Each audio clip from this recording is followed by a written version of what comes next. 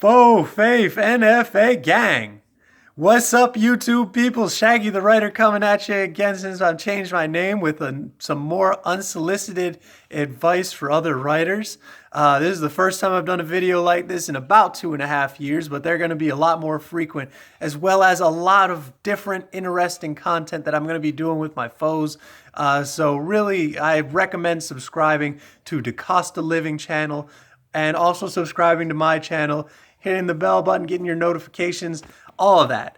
That being said, my unsolicited advice today refers to character dialect, aka slang, just how to use it. This is a topic we could go into for literally weeks, but I'm going to keep it under 5 minutes for you. So let's talk about narrators.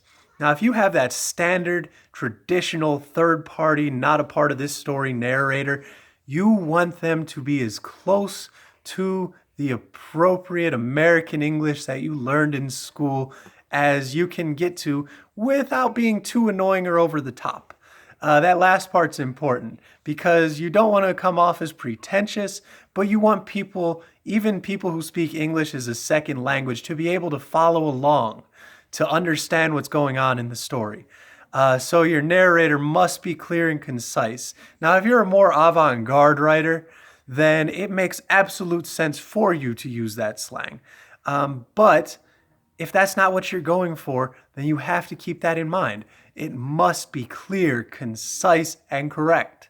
Now, if you're dealing with a third-party narrator that becomes an insert or a minor character in the story later as part of a plot twist, it's a fun little Easter egg to pepper just a few slang terms in with their speech patterns, so that way when they do become a part of the story later on, it makes perfect sense to the people who've been reading along this whole time.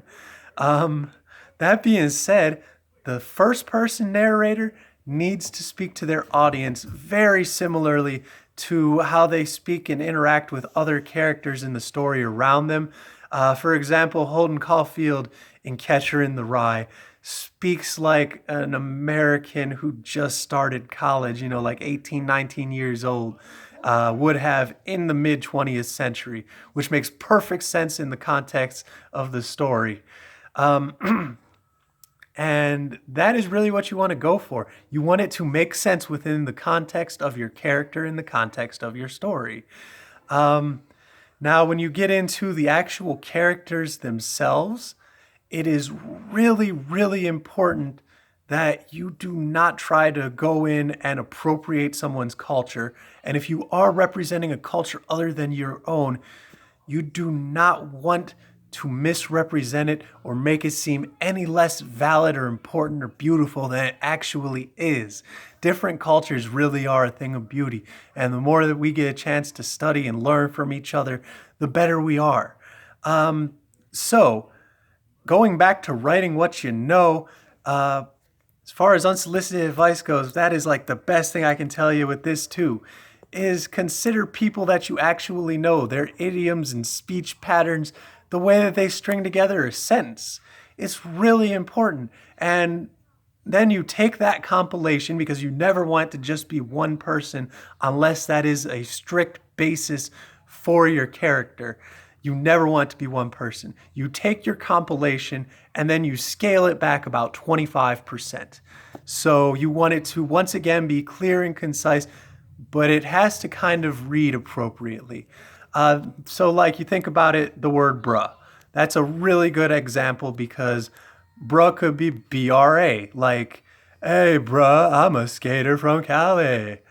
Or it could be B-R-O, like, hey bro, I'm a Gen X guy that is kind of upset at something you just did. Or it could be kind of more on the street side, B-R-U-H. Hey bruh, what you want? Again, I don't want to get too disrespectful or misappropriate anybody's culture. And that is what is really important. You celebrate cultures, you never appropriate them, and you never misrepresent them, and you never make anyone feel less valid. You want it to be relatable, smart, and just a part of the story that all flows together. So keep that in mind when you're writing. Like, share, subscribe, be on the lookout for new videos. Faux Faith NFA gang out.